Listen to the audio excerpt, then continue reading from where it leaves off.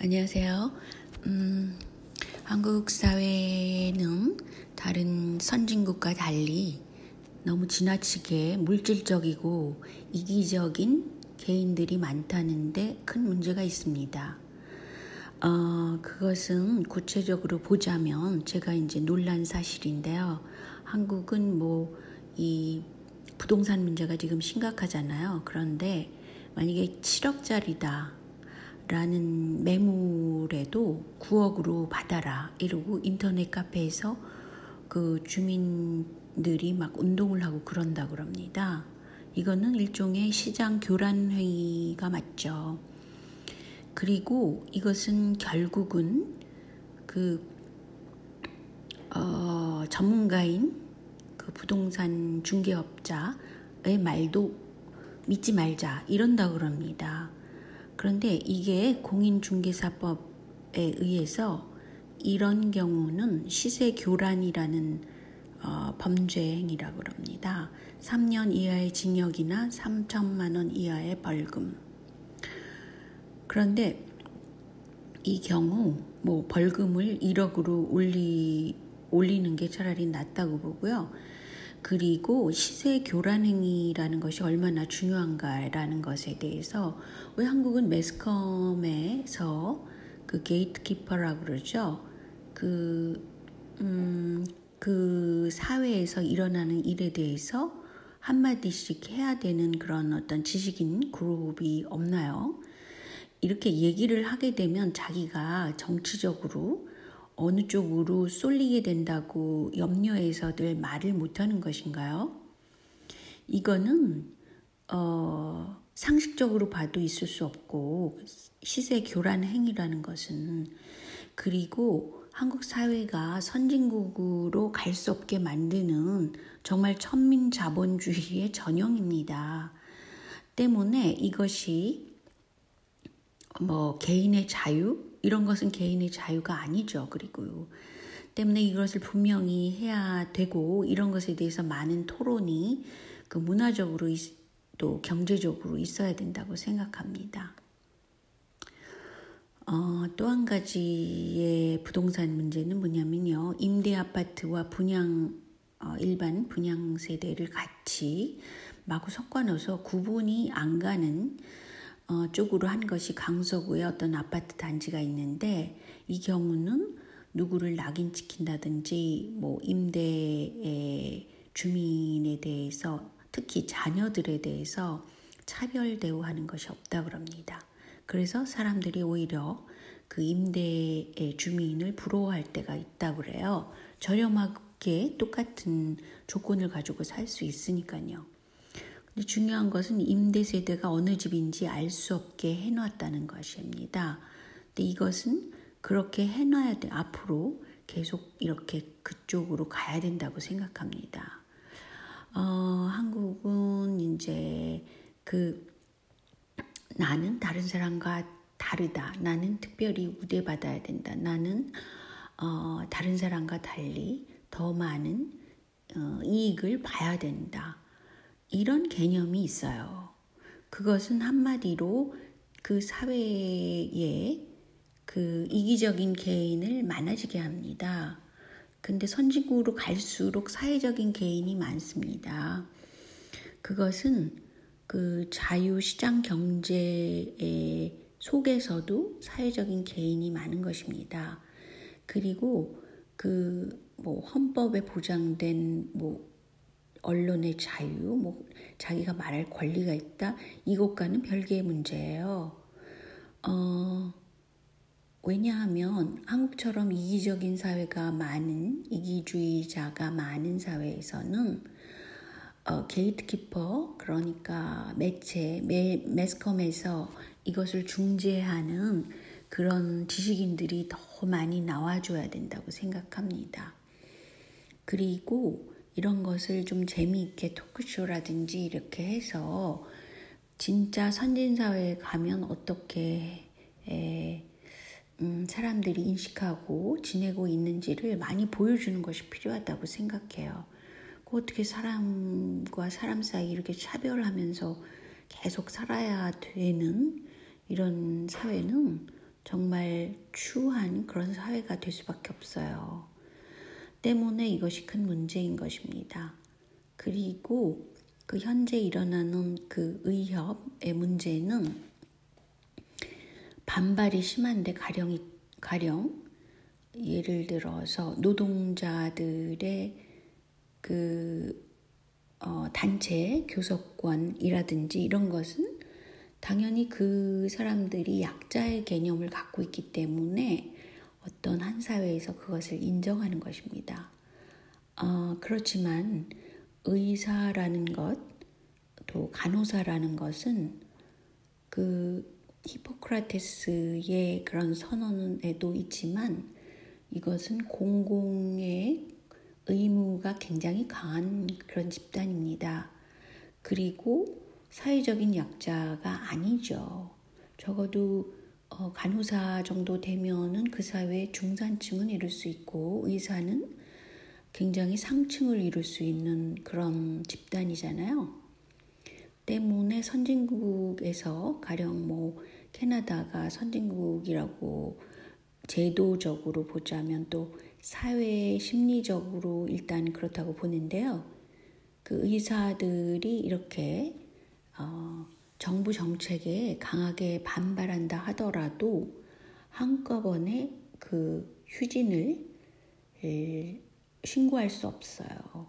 왜냐하면 그렇게 되면은 공공의 이익을 해하기 때문에 그렇습니다. 그래서 여기서 의협이 지나치게 한국은 지금 커져서 집단 이기주의로 가고 있어요. 한마디로. 그런데 이것은 선진 사회에서는 있을 수 없는 일입니다. 그래서 특히 그 의료 진료에 관해서는 환자 위주예요. 환자들이 불편뿐 아니라 그 환자들의 그 이익을 최대한 보호하는 입장에서 그 단체의 행동을 할 수는 있죠. 그렇지만 이렇게 한국처럼 몰상식하게 그런 단체 행동을 할 수 없게 돼 있어요. 이 기회에 좀 더 강력한 법이 나와서 이 히포크라테스의 그 선언한 그런 공공이익으로 가는 그런 쪽으로 법령이 제정돼야 된다고 생각합니다. 특별히 의사협회나 또는 간호사협회에 대해서는 그런 것을 만들어야 된다고 생각해요. 다른 선진사회에서는 이런 경우가 없거든요. 근데 한국 사회에서 이런 게 나타난다는 건 큰 문제입니다. 근데 이제 지금 반발하고 있는 것을 보면은 의대 정원 증원이라는 것은 저는 해야 마땅하다고 생각해요. 왜 그러냐면 앞으로 사회가 변화되는 그런 방향을 보면은 자신이 의사가 된다면 한국뿐 아니라 어느 나라에 가서도 그 적응을 하기가 쉽고 경제적으로 여유가 있을 수 있는 문제예요. 그래서 만약에 한국에서 간호사를 하다가 여기 북미에 와서 미국이나 캐나다에서 비교적 쉽게 간호사 자격증을 땁니다. 그 이유는 모든 그것이 영어라는 것이 굉장히 전문 용어로 돼 있잖아요. 때문에 그다지 어려운 것 같지가 않아요. 그래서 그런 분들이 만약에 이민을 하더라도 상당히 도움이 됩니다. 그리고 앞으로는 전염병이 더 많이 돌 가능성이 많잖아요. 때문에 의과대학 정원 증원은 저는 찬성합니다. 그리고 공공의대 신설 이것도 찬성합니다. 그렇지만 첩약급여화에 대해서는 제가 잘 모르는 부분이에요.